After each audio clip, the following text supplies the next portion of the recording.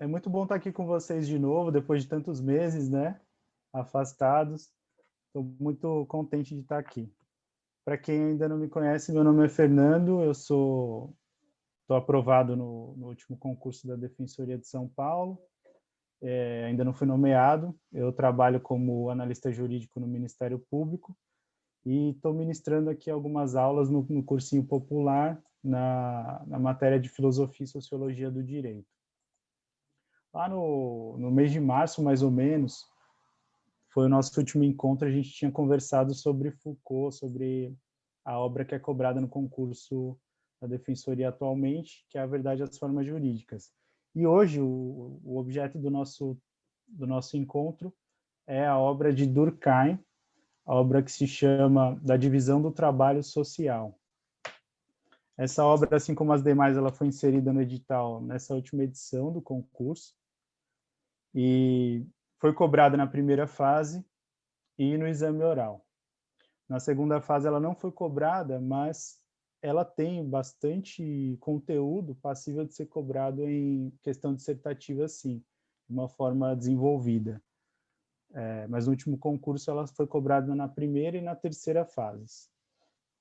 E aí eu pensei em fazer da seguinte maneira. Essa obra ela é bastante densa e bastante...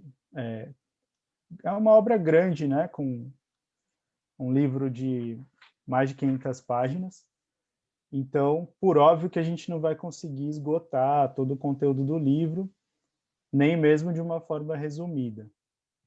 Eu optei por selecionar alguns tópicos que são trabalhados dentro dessa obra e que são tópicos que, na minha visão, possuem uma relevância muito grande e uma facilidade de serem cobrados em moldes de questão de concurso. Então, já entrando também naquela ressalva que eu faço sempre, né, em todos os encontros, que o meu objetivo aqui é ajudar vocês em prova de concurso, né? É traçar algumas simplificações, vamos dizer assim, que facilitem a resolução de questões em concurso envolvendo o tema do encontro. Então, não tem um objetivo acadêmico de pesquisa ou de aprofundamento do tema, até porque eu nem teria condições de trazer isso para vocês. Como eu costumo dizer, é de concurseiro para concurseiro. Então, é só simplificações que possam eventualmente ajudar vocês na compreensão do material que vocês vão estudar, lembrando que não substitui a leitura, né, da obra e de outros materiais, eventualmente. Então, facilitar essa compreensão e facilitar principalmente a resolução de questões que vocês possam ter que enfrentar no concurso. Então, feita essa ressalva, eu vou passar para vocês o roteiro que eu vou ditar, né, o roteiro que a gente vai seguir no encontro de hoje. Já queria pedir desculpa para vocês porque eu não consegui preparar slides para variar, né? Foi desorganização minha mesmo. Acabou que eu não tive tempo para preparar, né? Então, também até por isso, para não ficar muito maçante, né? Só o professor falando, eu resolvi separar tópicos principais. Vou falar para vocês quais são 7. E aí eu vou pedir para vocês, que tem alguns deles que nós vamos apenas pincelar alguns pontos principais. Vou pedir para vocês, quando tiverem dúvida, segurar um pouco a dúvida, e aí quando eu for, antes de eu mudar para o outro tópico, eu abro para vocês tirarem as dúvidas. Então eu vou estar explicando o primeiro tópico, por exemplo. Aí, quando eu for passar para o segundo, quem tiver dúvida, aí eu vou sinalizar, quem tiver dúvida pode falar, que aí eu tirar a dúvida sem problema nenhum. Mas só para não ficar no meio da explicação, porque senão a gente talvez se perca e vai prolongando aqui o encontro e pode ser que fique maçante. Então, quando for passar de um tópico para o outro, eu aviso. E aí, para não avançar com dúvida, vocês, por favor, tirem as dúvidas que vocês tiverem. Então, os 7 tópicos que eu separei aqui desse livro, né, que é o livro de Divisão do Trabalho Social, de Emílio Durkheim. O primeiro tópico é a divisão do trabalho social, que é explicar justamente qual o objeto do livro, qual a tese principal, qual é o cerne da discussão. Em seguida, nós vamos falar sobre solidariedade mecânica. Solidariedade mecânica é um tipo de vínculo social que é trabalhado no livro. O terceiro tópico é a solidariedade orgânica, que é um outro tipo de solidariedade trabalhada pelo Durkheim no livro. No quarto tópico, nós vamos falar sobre o direito nesse contexto, né? Qual o papel do direito, ou para que ele serve, ou como ele se relaciona com esse tema. No quinto tópico, nós vamos falar um pouquinho da divergência que Durkheim traz no livro entre ele próprio e Spencer, que é um outro pensador.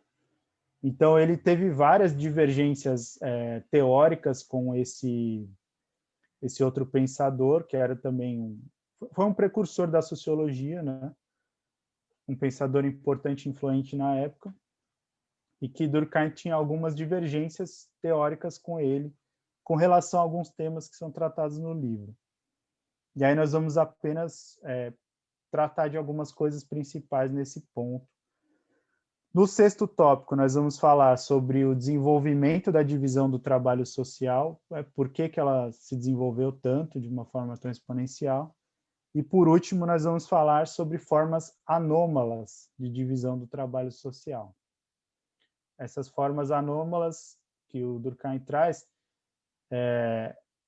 são três, já adianto, e elas são importantes porque são conceitinhos que podem muito bem ser cobrados em prova da primeira fase objetiva, né, ou discursiva, ou exame oral, de uma forma muito assim, é muito fácil, né, elaborar questões envolvendo esse tema, assim como algumas outras partes do conteúdo do encontro aqui, que tem uma certa, assim, fica mais fácil você ter um gabarito seguro ou um espelho seguro a partir de alguns conceitos, né?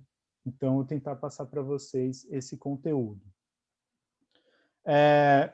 Antes da gente entrar propriamente no primeiro tópico, é importante a gente saber que Durkheim foi um pensador muito importante. Ele produziu as suas obras, sobretudo na segunda metade do século XIX, né? E no comecinho do século XX também.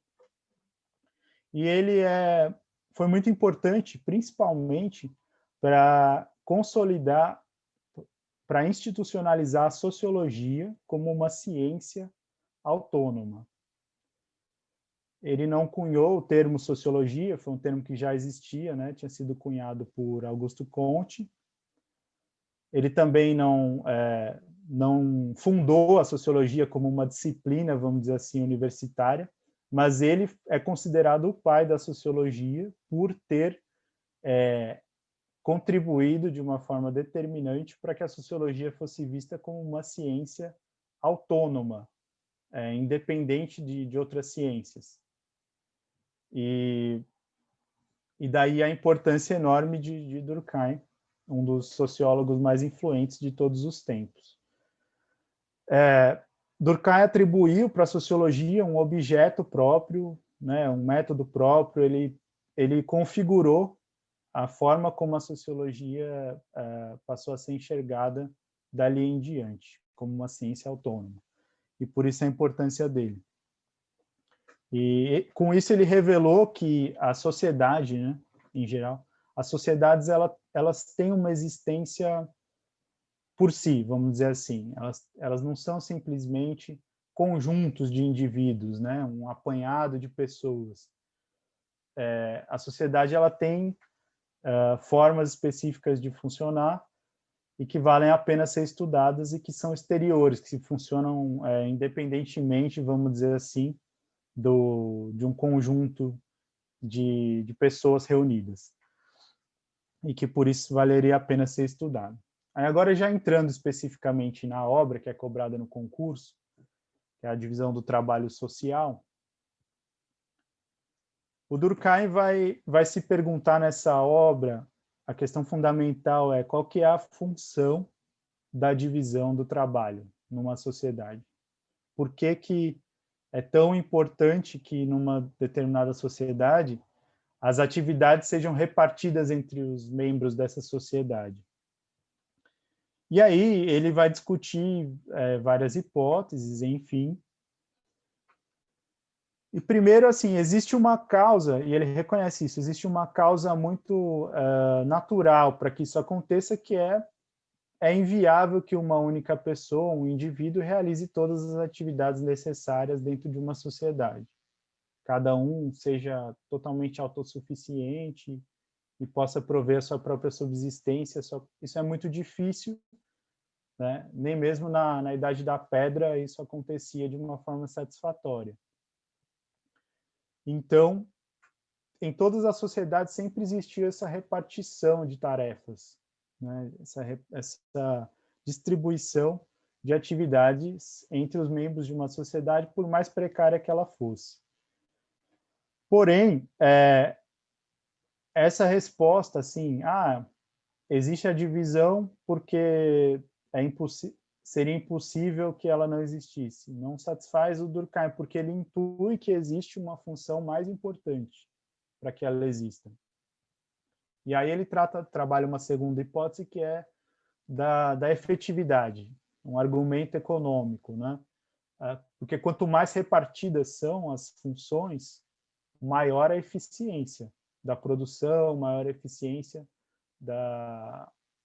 enfim, de qualquer atividade que seja, da caça, do plantio, da produção manufatureira, qualquer atividade, quando você reparte as funções, ela acaba ficando mais eficiente. Então, seria um argumento econômico, né? Mas o Durkheim ele vai dizer que isso é só uma consequência. É claro que é uma consequência benéfica da repartição de tarefas, é uma consequência desejável e reforça também a existência da divisão. Mas Durkheim intui que existe um valor maior na divisão do trabalho social e que esse valor maior é que seria a verdadeira função dessa divisão, né? E que realmente explicaria o porquê que as sociedades, cada vez mais, de uma forma paralela com o seu desenvolvimento, cada vez mais elas repartem as funções, cada vez mais elas dividem o trabalho. E Durkheim vai chegar à conclusão que é porque a divisão do trabalho ela produz um efeito de reforçar a coesão social. Ela reforça a união entre os indivíduos. Ela reforça o sentimento de solidariedade dentro daquela sociedade. E ele vai, a partir disso, dizer que a divisão do trabalho social ela tem um valor moral, que é um valor superior ao seu valor econômico ou causal, naturalístico. Esse valor moral é justamente criar solidariedade social, gerar solidariedade orgânica, que é o tipo de solidariedade que, de acordo com ele, mais reforça a coesão, a união entre os indivíduos dentro de uma determinada sociedade. Reforça essa coesão. É a solidariedade orgânica. E ele vai dizer que conforme as sociedades vão evoluindo, elas tendem a dividir mais o trabalho e, consequentemente, a gerar maior solidariedade orgânica. A menos que passem a predominar ou existir de uma forma muito dominante formas anômalas de divisão do trabalho, que são formas que eu vou explicar no final, que apesar de existir uma repartição de tarefas, elas não geram solidariedade orgânica. E aí eu vou explicar quais são e por que elas não geram. Mas isso vai ser o último tópico que nós vamos tratar hoje. Então, antes de eu passar para o próximo tópico, que vai ser falar da solidariedade mecânica, que é diferente dessa orgânica que eu estava falando, eu quero saber se vocês têm alguma dúvida sobre essa introdução. Alguém tem alguma dúvida sobre essa introdução? Qual é o tema central do livro? Como ninguém se manifestou, eu vou avançando.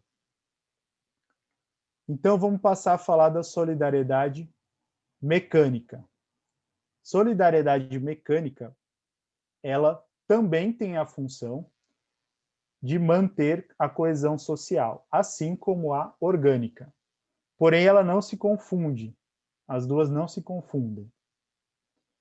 E aí, Durkheim vai atribuir um sentido evolutivo. Ele vai dizer o seguinte, que sociedades menos complexas,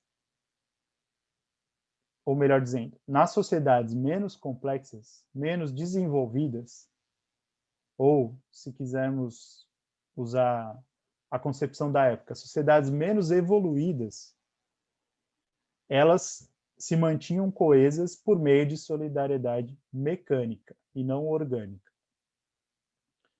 Sobretudo, né? Enquanto que as sociedades mais evoluídas, nessas sociedades predominariam vínculos de solidariedade orgânica. Antes de eu explicar a distinção entre elas, é importante pontuar que em todas as sociedades existem as duas modalidades de solidariedade, mesmo para Durkheim. Não é que nas sociedades modernas e desenvolvidas não existam vínculos mecânicos. Existem. Inclusive são importantes. Mas esses vínculos eles não predominam. O que realmente predomina e mantém a sociedade unida no dia a dia, de acordo com Durkheim, no caso das mais evoluídas, seriam vínculos de solidariedade orgânica. E como que eram essas sociedades, digamos, menos complexas, em que havia solidariedade mecânica, que eu já vou explicar como ela funciona. Eram sociedades que tinham uma base territorial fixa, né? Uma base territorial com a qual elas se identificavam. Então, era uma sociedade que ficava na beira de um rio, né? Nas margens de um determinado rio, ou aos pés de uma montanha. E ela identificava ali aquele território como o seu substrato identitário, vamos dizer assim. Ali é que ela poderia subsistir. Então, ela tinha uma base territorial fundamental. Ela se fixava ali. Além disso, eram sociedades que ele fala, ele define como segmentárias. Por que segmentárias? Porque elas eram formadas por segmentos. Imagine uma minhoca. A minhoca ela é formada por vários anéis. E os anéis eles são muito semelhantes, muito parecidos. Essas sociedades eram da mesma forma. Elas tinham segmentos. Então, eram os clãs, eram as famílias, eram as casas, né, como se dizia, eram segmentos que se uniam e juntos eles formavam uma determinada sociedade. Uma sociedade segmentária. Então, a união de determinados clãs juntos formavam uma sociedade segmentária desse tipo. Ela tinha uma base familiar muito forte, né? Os laços de sangue eram determinantes para dizer se o sujeito era membro ou não daquele clã e daquela sociedade. Então, uma base territorial, uma base familiar muito forte e uma base religiosa muito forte, muito relevante. Então, o elemento religioso ele era determinante também para a organização dessa sociedade segmentária e para definir o pertencimento do indivíduo a essa sociedade ou não. Muitas vezes eram os membros das funções religiosas que definiam as regras e que mandavam na sociedade também. Então, existia uma base territorial, familiar e dogmas religiosos muito fortes. Esse era o tipo de sociedade segmentária na qual predominava vínculo de solidariedade mecânica. E o que é esse vínculo? Eram vínculos que eles tinham como origem um conjunto de crenças em comum, conjunto de valores em comum. Esses valores e essas crenças, a absorção dos indivíduos desses valores e dessas crenças é que ia determinar o seu pertencimento àquela sociedade e que ia manter ele unido à sociedade segmentária. Então, respeito absoluto, por exemplo, à autoridade do clã, ao chefe do clã. Então, vamos supor que isso fosse um valor. Era um valor que estava naquela consciência coletiva, já vou explicar melhor o que é isso, e que era compartilhado por todos os indivíduos, né? E daí é que se retirava uma solidariedade, um sentimento de solidariedade mecânico entre o indivíduo e aquela sociedade, entre o indivíduo e os demais, entre um segmento e o outro. Muitas vezes eram valores relacionados até mesmo à sobrevivência da própria sociedade, né? a sua subsistência. Então, tinham condutas que eram consideradas delituosas, muito graves, justamente porque, mesmo que elas fossem pequenas, elas podiam ser consideradas uma ameaça à própria existência daquela sociedade. Justamente porque, se havia, por exemplo, um elemento religioso muito forte, qualquer mínima violação a esse elemento religioso, ela ameaçava toda a sociedade, todos os indivíduos, e ela tinha que ser punida de forma exemplar. Então, a solidariedade mecânica, ela não deriva da divisão do trabalho, ela deriva da consciência coletiva, que era esse conjunto de valores, conjunto de crenças que é compartilhado por toda a sociedade. E nessas sociedades segmentárias, a consciência coletiva ela era muito inchada, muito cheia, muito grande. Então, havia uma consciência coletiva que comandava praticamente tudo ali dentro. Não havia muito espaço para as consciências individuais de cada membro da sociedade, de cada indivíduo.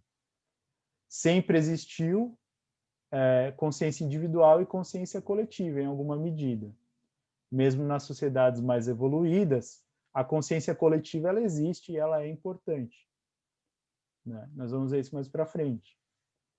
Porém, nas sociedades mais evoluídas, a consciência individual vai ganhando mais espaço, enquanto que nas sociedades segmentárias, menos complexas, essa consciência individual de cada um, ela não tinha tanto espaço. O espaço era quase todo ocupado pela consciência coletiva. E daí é que se extraíam os vínculos entre os indivíduos, daí é que se extraíam os vínculos que mantinham a sociedade coesa, os segmentos unidos, né? Os anéis da minhoca, vamos dizer assim, todos presos uns aos outros. Então, essa consciência coletiva, ela, como eu estava dizendo, ela sempre existiu e ela permanece até hoje, ela tem funções até hoje. Mas nas sociedades segmentárias ela era muito mais determinante. Ela predominava de uma forma muito mais intensa sobre os indivíduos.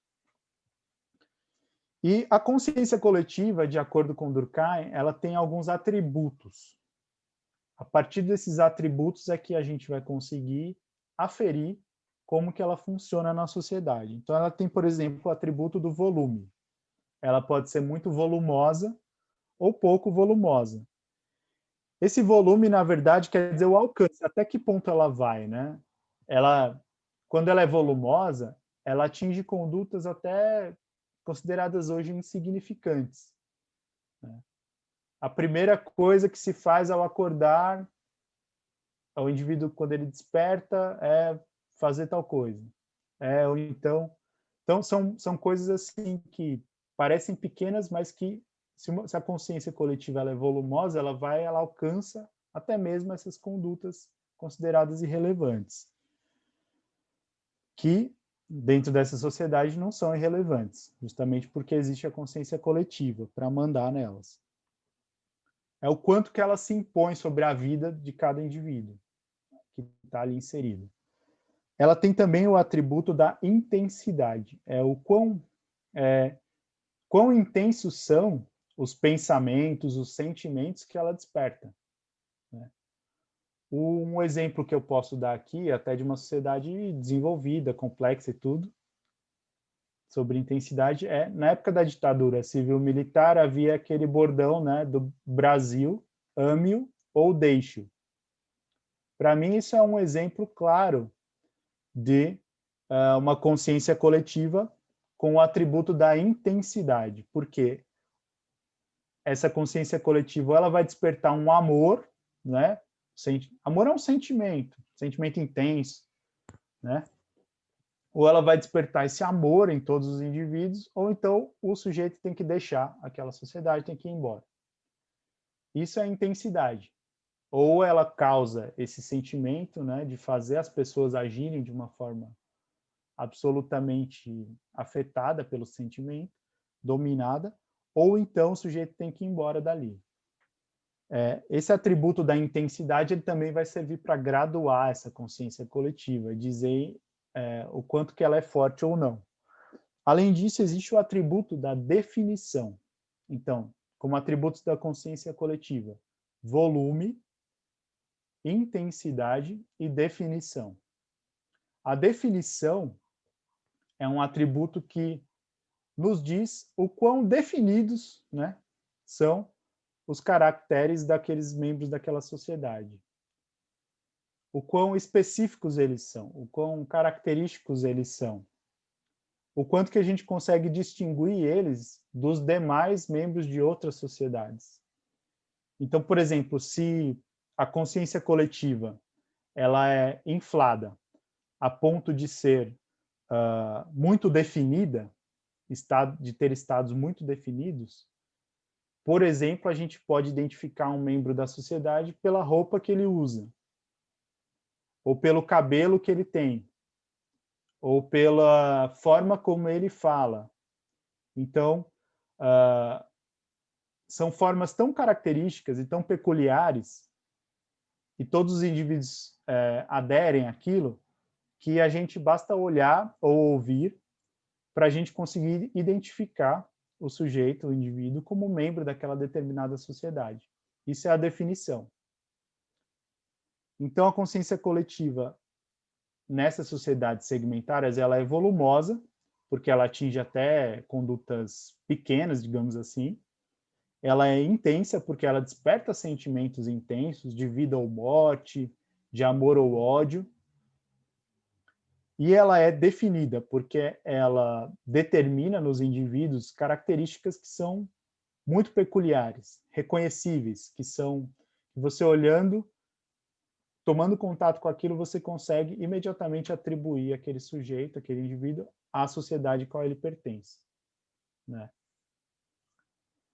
Esses são os atributos da consciência coletiva. Nessas sociedades segmentárias, como a consciência coletiva era muito desenvolvida, era daí que se extraíam os vínculos de coesão social, por meio de uma solidariedade mecânica. Então, os indivíduos eles eram muito semelhantes entre si. Seja por aquele aspecto da definição que eu estava falando, né? Se vestiam da mesma forma, tinham a mesma aparência e tal, falavam do mesmo jeito, seja pela intensidade, ou seja, eles tinham sentimentos parecidos, todos odiavam um determinado grupo rival, todos tinham um sentimento de pertencimento com relação à religiosidade, te retiravam daí a sua identidade, ou seja, pelo próprio volume, todos sentiam o peso da sociedade sobre eles, né? Assim, o peso daquela consciência coletiva. E era daí que eles extraíam, de forma predominante, a coesão social, por meio dessa solidariedade mecânica. E Durkheim vai fazer um contraponto com esse tipo de solidariedade, explicando a solidariedade orgânica, que seria própria das sociedades mais desenvolvidas e que seria gerada pela divisão do trabalho. Esse seria o grande valor da divisão do trabalho. À medida que o trabalho vai sendo dividido, ele iria gerando maior solidariedade orgânica, que é a que eu vou explicar em seguida, e essa solidariedade orgânica teria o condão de tornar essa sociedade mais coesa, de gerar vínculos mais robustos, até mesmo do que a solidariedade mecânica. E é claro que, como eu já ressaltei, mesmo em sociedades desenvolvidas, permanece a consciência coletiva, ela atua, nós vamos já ver um outro papel dela, e vínculos de solidariedade mecânica ainda existem. Porém, de forma predominante, é a solidariedade orgânica que eu vou tratar agora. Alguma dúvida sobre solidariedade mecânica? Ou se ficou confuso, ou alguma coisa que não tenha ficado claro na distinção? Não, professor. Certo. Então, nós vamos avançar para falar da solidariedade orgânica, que é o nosso terceiro tópico aqui. A solidariedade orgânica, como eu já disse, ela é gerada pela divisão do trabalho social e ela é própria de sociedades mais desenvolvidas, de acordo com Durkheim. Né? Porque ela gera laços sociais não pelas semelhanças, mas justamente pelas diferenças entre os indivíduos. Os indivíduos eles se enxergam como diferentes, como complementares e, sobretudo, como interdependentes. Os indivíduos dependem uns dos outros. E à medida que se vai dividindo o trabalho, esse sentimento de interdependência tende a aumentar. E é daí que resulta o vínculo do indivíduo com a sociedade por meio dessa solidariedade orgânica. Porque a sociedade ela funcionaria como um organismo, organizando, né, as diversas funções, repartindo as funções. E aí o indivíduo, ao enxergar essa sua interdependência, ao se reconhecer como interdependente com o outro, de forma recíproca, ele gera dentro de si um sentimento de solidariedade e um pertencimento à sociedade. Então, é a coesão social formada pela divisão do trabalho, que não é a mesma coesão social que existia nas sociedades segmentárias. É claro que essa solidariedade, essa divisão do trabalho, ela vai sendo impulsionada à medida que as civilizações vão evoluindo, né, nessa perspectiva do Durkheim. Então, quando ocorre a Revolução Industrial, por exemplo, existe uma explosão dos tipos de atividades, das divisões do trabalho, e isso teria gerado também, nós vamos ver daqui a pouco alguns motivos para essas evoluções. E essas sociedades que se baseiam, que são coesas, sobretudo pela divisão do trabalho, pela solidariedade orgânica, elas não têm a mesma base das sociedades segmentárias. Nós vimos que as sociedades segmentárias elas tinham uma base territorial muito forte, familiar e religiosa. Já as sociedades mais complexas, elas não têm essa mesma base. O elemento religioso, ele recua, né? Ele vai continuar sendo importante para formar grupos identitários, grupos secundários, né? Isso Durkheim vai falar até em outra obra. Mas ele não é mais tão determinante para a sociedade como um todo, para mantê-la unida. Então, essas sociedades mais complexas, mais desenvolvidas, elas têm uma base que é diferente. Elas já não têm mais aquela base territorial ligada tanto ao relevo natural, à paisagem, à geografia física, vamos dizer assim. elas estão organizadas em torno de cidades. Então, elas se estruturam por meio das cidades. E as cidades, elas funcionam como um ambiente em que a divisão do trabalho ela funciona de uma forma intensificada. E além de ter essa base urbana, né, ela tem uma base de organização profissional. Então, os indivíduos eles formam grupos e interagem também de acordo com as profissões deles. Então, não existe mais uma estrutura familiar tão segmentada que vai determinar a união geral da sociedade. Não são mais clãs, mas acabam sendo categorias profissionais, grupos profissionais, organizações técnicas, são grupos que têm, na própria divisão do trabalho, o seu substrato. Então, são sociedades bastante distintas nesse sentido. E a consciência individual nessas sociedades, ela ganha espaço diante da consciência coletiva. Justamente porque a solidariedade e a coesão não precisa ser extraída da consciência coletiva mais, né? A não ser algumas exceções que nós vamos ver no próximo tópico.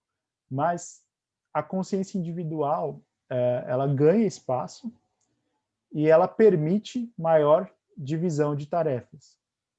Então, os indivíduos vão se desenvolvendo conforme as suas aptidões e tal, e vão realizando tarefas que lhes são próprias. E daí é que acaba resultando os vínculos, as relações entre os indivíduos, as relações de troca, as relações contratuais e tudo. E a sociedade se desenvolve com base em vínculos que são distintos daqueles segmentários. Então, essa seria uma solidariedade orgânica, porque ela se desenvolve dentro de um organismo social, conforme as teias desse organismo, né? Ela não se baseia na consciência coletiva, ela se baseia justamente na divisão do trabalho dentro da sociedade. Essa seria a base da solidariedade orgânica. E aí vem uma outra característica que a gente pode distinguir, e que vai servir para a gente passar para o próximo tópico, que já é mais rápido também, que é a distinção do direito em uma e em outra sociedade. É importante saber que em todas as sociedades existe alguma forma de, vamos dizer assim, de direito penal, né? De uma forma de direito repressivo. Mesmo que ele fosse, nas sociedades pouco desenvolvidas, muito religioso, baseado em vingança pessoal, ou baseado no elemento religioso unicamente, existiam mecanismos para exercer essa repressão, mesmo que eles fossem mecanismos particulares, mecanismos familiares, enfim, mas sempre existiu. E nas sociedades mais desenvolvidas, acaba sendo exercido de uma outra forma, mais organizada e tal, porém sempre existiu um direito repressivo. Ocorre que nas sociedades segmentárias, o direito como um todo, ele tem um viés repressivo. Mesmo regras e situações que não tinham assim um nítido caráter repressivo, o direito vai tratar de uma forma repressiva nessas sociedades segmentárias, justamente porque qualquer mínima violação de regras era uma ameaça para a sociedade como um todo, por pequena que ela fosse. Porque a coesão social ela estava na consciência coletiva que abrangia quase tudo. Então, como abrangia quase tudo, quase todas as condutas podiam ser tratadas de uma forma repressiva, caso fosse considerada uma violação da consciência coletiva, né? Uma violação de algum elemento presente ali, ainda que de forma mínima, nessa consciência coletiva.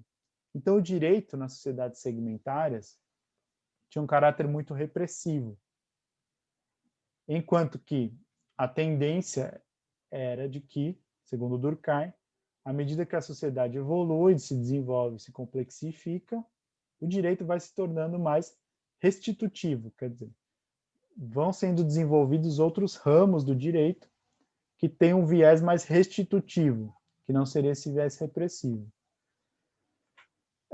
Então, já estou avançando aqui para o quarto tópico. Se tiver alguma dúvida, vocês, por favor, me interrompam, tá?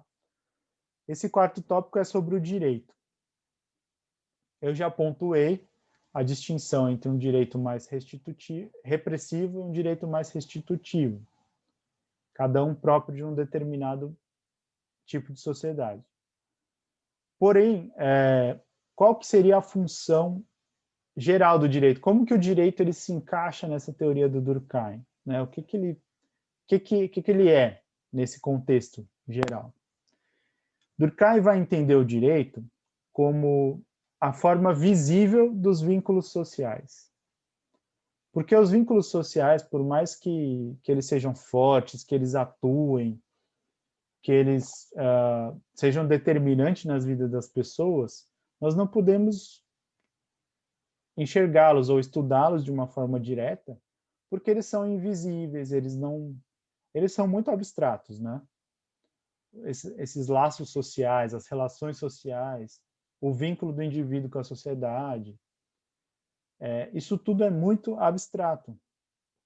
Não teria como estudar esses vínculos ou mensurá-los e tal, se não fosse o direito. O direito é que é essa face visível das relações sociais, dos vínculos entre as pessoas, dos vínculos do indivíduo com a sociedade.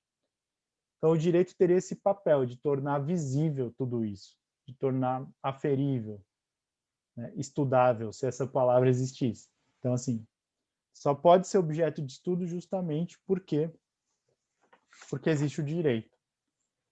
E aí ele vai fazer essa observação de que nas sociedades segmentárias o direito era muito mais repressivo, né? E aí ele vai fazer algumas colocações acerca do direito penal, porque para ele, mesmo nas sociedades mais desenvolvidas e complexas, o direito penal permanece e ele trabalha com a mesma lógica. Ele pode não ser tão expandido quanto era nas sociedades menos desenvolvidas, mas ele atua com base na mesma lógica. E que lógica é essa? Um ato é considerado crime, né, para o Durkheim, quando ele ofende estados fortes e definidos da consciência coletiva. Então, quando um ato da sociedade atinge estados fortes e definidos da consciência coletiva, ele vai ser considerado crime. E ele vai despertar uma reação que é a pena. A pena, para o Durkheim, é uma reação passional, de intensidade graduada, que a sociedade exerce por meio de um determinado corpo. Então, um corpo social, né? Uma organização social. Então, nas sociedades menos desenvolvidas, o direito penal ele era mais amplo, o direito repressivo, o direito era mais repressivo, justamente porque a consciência coletiva era muito dominante. Ela seria muito dominante. Então, ela teria muitos estados fortes e definidos, passíveis de serem violados, e que, por isso, muitas coisas eram consideradas pecados, crimes, violações muito graves, né? Por pequenos que fossem determinados atos. Então, o direito ele tinha esse viés repressivo.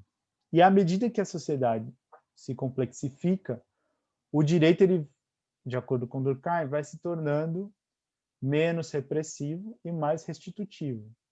Não porque o direito penal suma, mas porque a consciência coletiva recua, deixando espaço para as consciências individuais, que vão se relacionando com base em outros tipos de direito. Então, vai se desenvolvendo direito civil, contratual, o próprio direito de família ele vai adquirindo uma base menos religiosa e mais contratual, né? Por mais que remaneça um aspecto pessoal no direito de família, alguns aspectos passam a ser tratados mais pelo viés do contrato. Então, o direito administrativo também surge, outros ramos do direito com essa característica mais restitutiva. O direito constitucional também, que vai regular a forma como o poder é exercido na sociedade, não com base em um viés repressivo, mas um viés restitutivo, que vai estabelecendo os parâmetros de negociações, os parâmetros de composição dos poderes na sociedade. Então, o direito tem essa função de tornar visíveis as relações, esses laços da sociedade, e ele vai se tornando mais restitutivo. E esse direito restitutivo, ele teria como base essa maior importância dos indivíduos, das consciências individuais, e justamente a formação de vínculos de solidariedade orgânica. Ele dependeria desses vínculos de solidariedade orgânica para funcionar. E nesse ponto, é uma das grandes divergências que Durkheim, já estou passando aqui para o quinto tópico, das grandes divergências que Durkheim teve com o Spencer. Spencer foi um grande pensador também, com o qual Durkheim debateu muitas questões, e nesse livro, da Divisão do Trabalho Social, ele traz muitas dessas divergências, desses debates, ele vai debatendo de forma exaustiva. Como nós não temos tempo aqui nem profundidade para trazer todas essas questões, eu resolvi salientar apenas algumas delas. E uma das principais é que Spencer dizia que à medida que a sociedade vai evoluindo, o Estado vai recuando. O Estado ele iria diminuindo de importância e de influência nas vidas das pessoas, à medida que a sociedade fosse evoluindo e o indivíduo ocupando uma posição mais central. E juntamente com o Estado, esse viés mais visível que seria o direito. De acordo com Spencer, o direito iria recuando, né? As funções estatais iriam recuando e o direito também, diminuindo de importância, diminuindo de presença. Já Durkheim ele vai dizer que não, que o que acontece é uma mudança de característica. O Estado ele não deixa de estar presente, ele está presente de outras formas. E o direito também, ele não está mais presente em tudo com aquele caráter repressor, mas ele está cada vez mais presente na sociedade, o direito. O fenômeno regulatório, né, normativo, ele se expande cada vez mais à medida que a sociedade se complexifica, justamente porque surgem outros ramos, novos ramos do direito, e que quanto mais a sociedade se torna complexa, mais ramos passam a existir, mais nichos, mais normas, regras que vão regular aquilo. Então, Durkheim discorda de Spencer quanto à afirmação de que o direito estaria recuando à medida que a sociedade se desenvolve. Para Durkheim é justamente o contrário. O direito ele se expande à medida que a sociedade se desenvolve. O que acontece é que o direito repressivo ele recua. A tendência é que ele recue e ele fique restrito apenas àqueles consensos, digamos assim, morais mínimos, básicos para que a sociedade possa seguir existindo. Então, para Durkheim, o direito repressivo nas sociedades mais complexas, ele estaria restrito a questões consensuais mínimas daquela sociedade, que seriam justamente pontos da consciência coletiva que não daria para abrir mão sem que se abrisse mão do funcionamento, da existência da sociedade. Então, a consciência coletiva ela permanece, o direito repressivo permanece, mas ele fica relegado a uma pequena parte de toda a dinâmica social. A dinâmica social seria desenvolvida muito mais por relações de outra natureza, né? Que seriam essas da divisão do trabalho, das relações civis e tudo. Então, essa é uma primeira não, é uma das divergências de Durkheim com Spencer, existem muitas outras, mas eu não vou tratar de todas aqui, mas essa me parece muito importante. E uma outra divergência que ele tem com Spencer, que Durkheim tem com Spencer, seria de que Spencer diz que à medida que a sociedade evolui, existe uma maior tendência ao egoísmo e uma menor tendência ao altruísmo. Ao egoísmo no sentido de que as pessoas vão se tornando mais fechadas em si, nas questões, nas suas demandas individuais, e menos propensas a buscar posições altruístas, ou seja, de ajudar o próximo, ou de estar em sociedade, de se relacionar com as questões coletivas da sociedade. Essa seria a tese de Spencer. Já Durkheim vai dizer o seguinte, que não, o egoísmo e o altruísmo sempre existiram e sempre vão existir nas consciências individuais. Não é que um vai avançando e tomando espaço do outro. Eles sempre existiram nas consciências humanas. O que acontece é que nas sociedades mais desenvolvidas, a consciência individual tem mais espaço. Então, se ela tem mais espaço, é ela que vai ditar, em detrimento da consciência coletiva, é ela que vai ditar a maioria das relações sociais. E daí é que vai surgir solidariedade orgânica entre os indivíduos. Então, não é uma questão de egoísmo ou altruísmo, porque no sentimento de solidariedade orgânica, ele tem componentes que são de egoísmo e de altruísmo. Durkheim vai dizer que o ponto não é esse. O ponto, na verdade, é justamente que com mais divisão do trabalho, vão surgindo vínculos diferentes. Vínculos que não dependem tanto do sentimento do sujeito individual, né? Mas que dependem muito mais da dinâmica das relações sociais. Existem outras divergências, mas eu vou tratar só basicamente dessas duas. Apenas para comentar mais uma outra, o Spencer ele vai dizer que cada vez mais os indivíduos são menos submissos à pessoa do governante, que existe uma submissão muito maior. E Durkheim vai dizer que não, na verdade, não é que existia uma submissão à pessoa do governante, existia uma submissão à consciência coletiva. E aí esse poder da consciência coletiva ele era delegado ao governante e por isso é que existia uma submissão a ele, mas não era exatamente a ele, era a submissão à consciência coletiva. E aí, à medida que a sociedade evolui, a consciência coletiva regride um pouco, muito, né? Conforme a divisão do trabalho vai se desenvolvendo. E aí existiria, digamos, menos espaço para a consciência coletiva, então mais espaço para as consciências individuais, e na ótica do Spencer, menos submissão. Mas não é que é menos submissão, porque a coesão ela existe, é que ela existe de uma forma pautada em solidariedade orgânica e não mais pautada em solidariedade mecânica.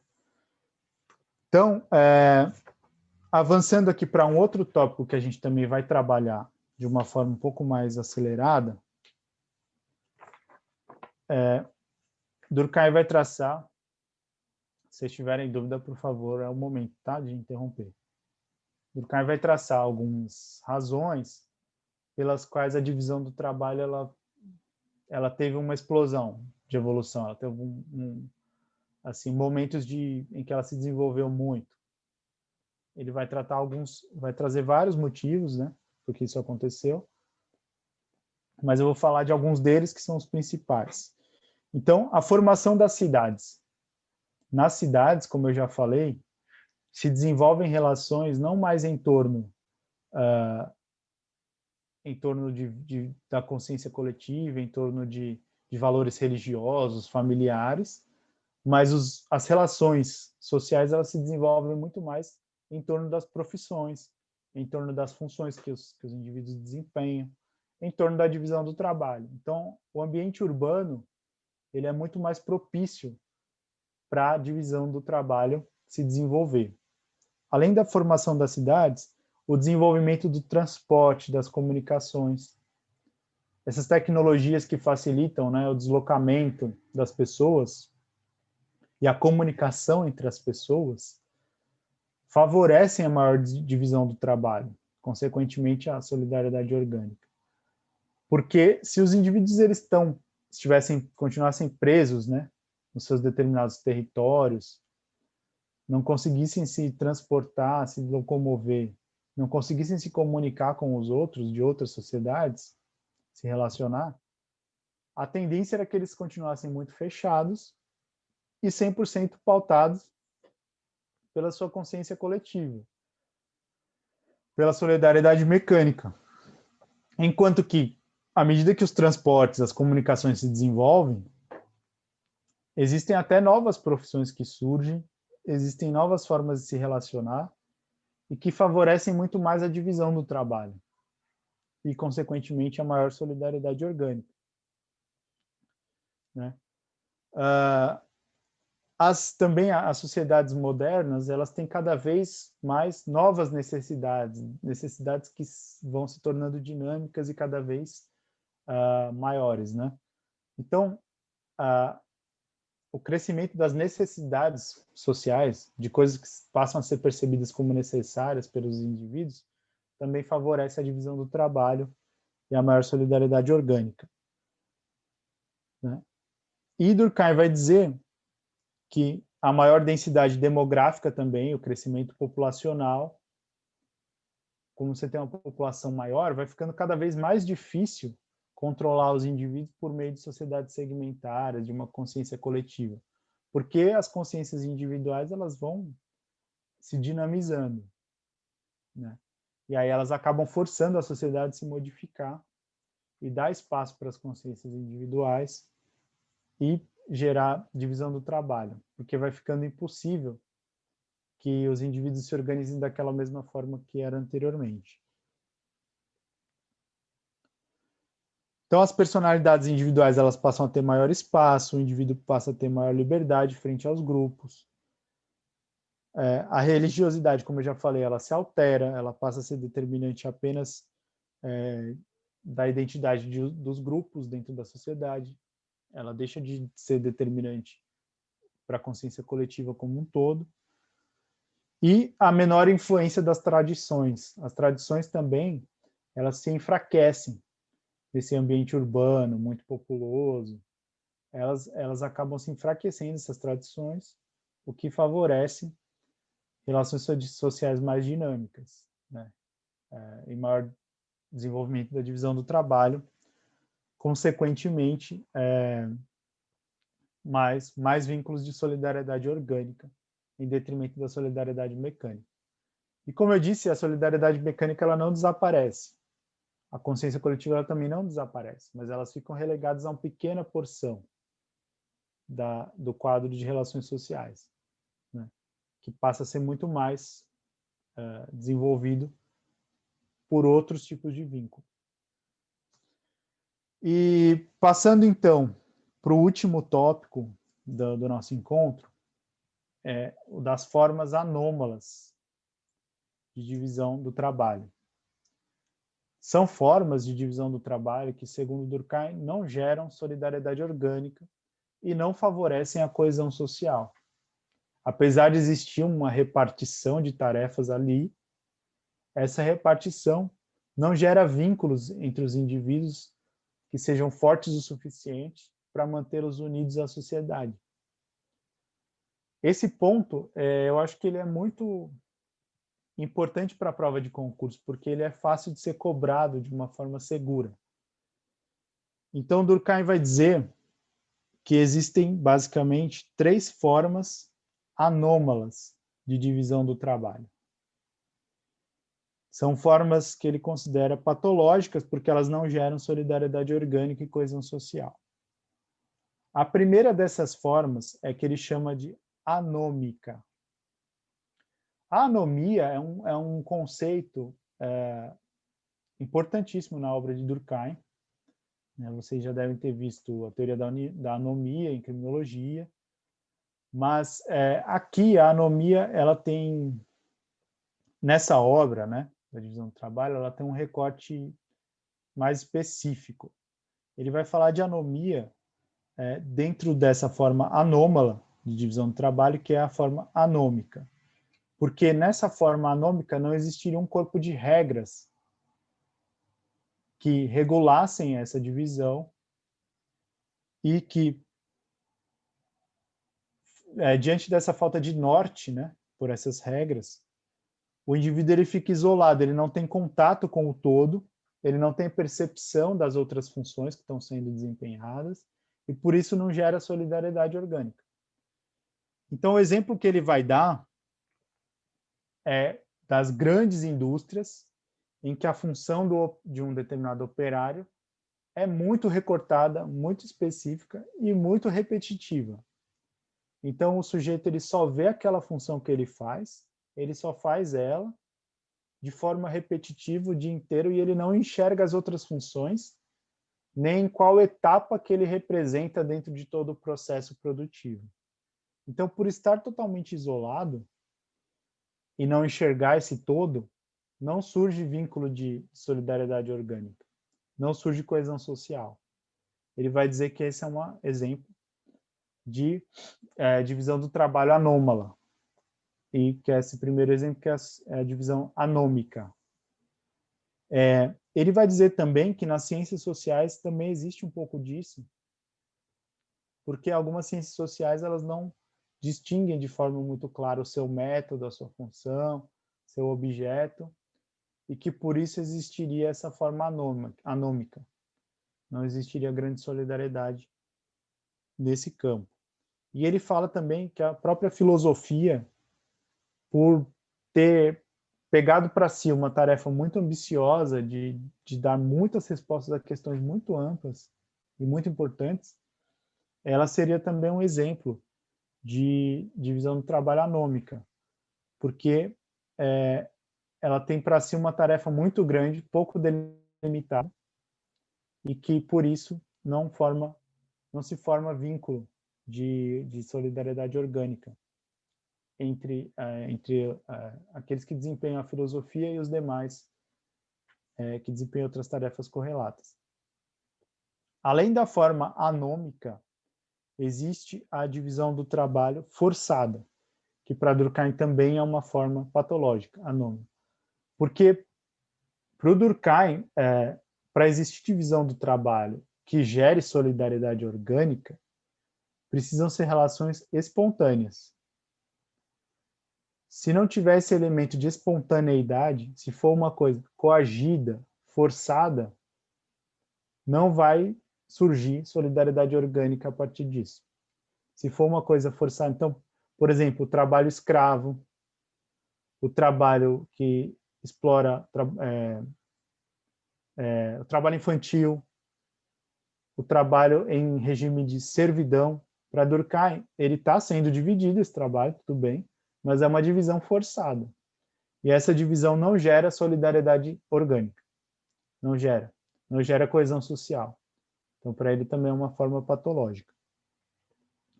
E a última forma patológica, anômala, é a divisão do trabalho irregular. E aqui irregular, cuidado para não confundir com a anômica, porque não é irregular no sentido de que não existem regras, mas é irregular no sentido de que não há uma constância. Então, o exemplo mais claro para a gente é o da informalidade. Os sujeitos que desempenham trabalhos informais, né, os bicos e tal, eles são, muitas vezes, algumas vezes não, mas eles são muitas vezes inconstantes. O sujeito desempenha aquela função durante um determinado período, depois ele não desempenha mais, ele não está sempre no mesmo lugar fazendo aquela função.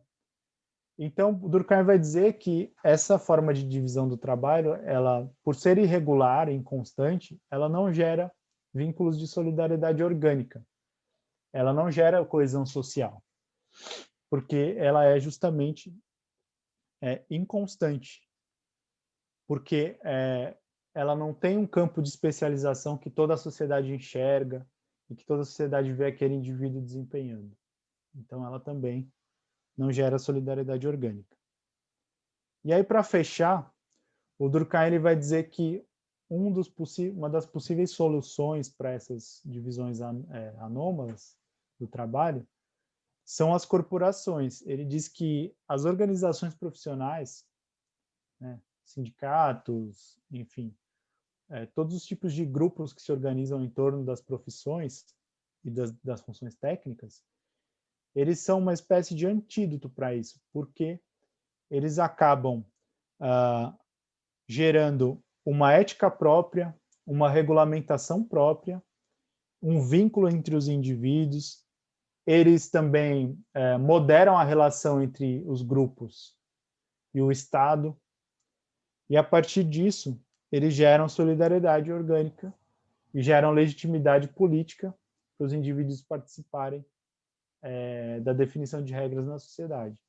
Então, Durkheim vai entender essas corporações, que ele chama de corporações renovadas, como uma espécie de antídoto para essas formas anômalas de divisão do trabalho.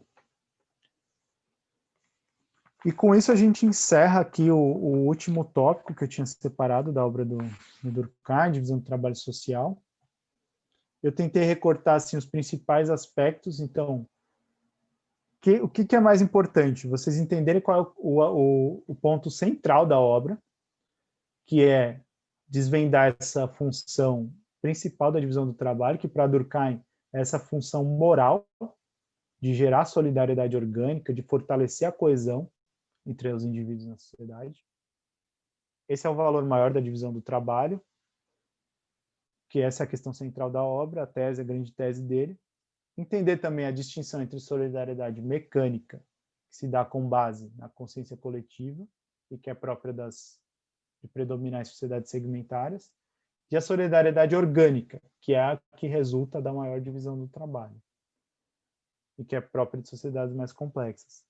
Entender qual que é a função do direito nisso tudo, que é justamente tornar visíveis as relações sociais, tornar visível a divisão do trabalho. Por quê? Porque a divisão do trabalho ela se dá com base em contratos, ela se dá com base em relações jurídicas.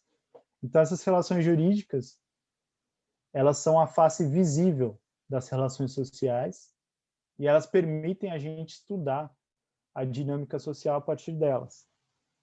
Então, a solidariedade orgânica ela vai se tornar visível a partir desses contratos, tá? E de um direito que vai se tornando cada vez menos repressivo e mais restitutivo. É claro que hoje a gente poderia discutir com base em outras coisas que estão acontecendo, até gera um ponto de contato com a obra do professor José Eduardo Faria, que também é cobrado no edital. Mas, para Durkheim, a tendência é que, à medida que a sociedade evolui, o direito repressivo iria recuando. E entender que houve fatores históricos, culturais e todo um contexto para que a divisão do trabalho fosse impulsionada com a Revolução Industrial, com o surgimento das cidades, o aumento da densidade demográfica. Entender algumas dessas divergências entre Durkheim e Spencer, sendo a principal delas quanto ao direito, né, que o direito para o Spencer, eles, como um todo, recuaria, mas para Durkheim,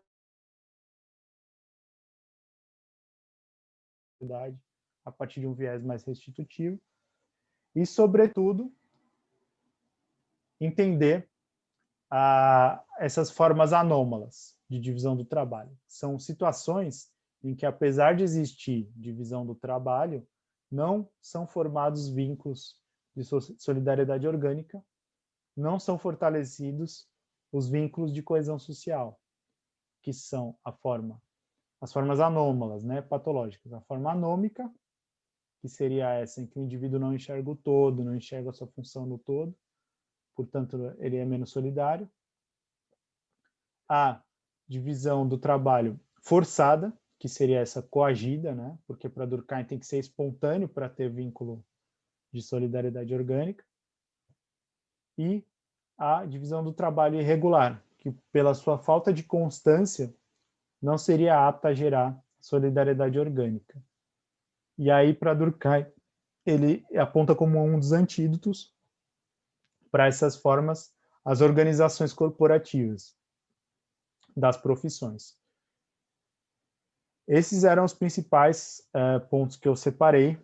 Acho que com isso dá para resolver muitas questões de prova e também, claro, não substitui, né, a leitura da obra integral, não substitui outros materiais que vocês possam ter acesso, né? Mas eu acho que deu para cobrir os principais pontos. Eu estou propenso a encerrar por aqui, acho que deu para desenvolver legal. Vocês têm alguma dúvida, gente? Alguma coisa que não tenha ficado clara? Não? Imediato, não. Não, professor. Até porque você já fez essa pincelada aí no final, então já sanou todas as dúvidas. Ah, que bom. Que bom, então. Gente, muito obrigado pela presença de vocês no nosso encontro hoje. Eu gostei muito e eu estou à disposição de vocês para se as dúvidas surgirem depois, tá? Eu acho que está acabando a turma de vocês, né? Então, bem, é importante vocês fazerem esse fechamento, né? De tentar buscar eventuais dúvidas ou pontos que não tenham ficado claros de todas as matérias e procurar a nossa ajuda. Vocês não estão sozinhos nessa, né? E dizer para vocês assim que continuem firmes, porque apesar desse momento maluco que a gente está vivendo, né?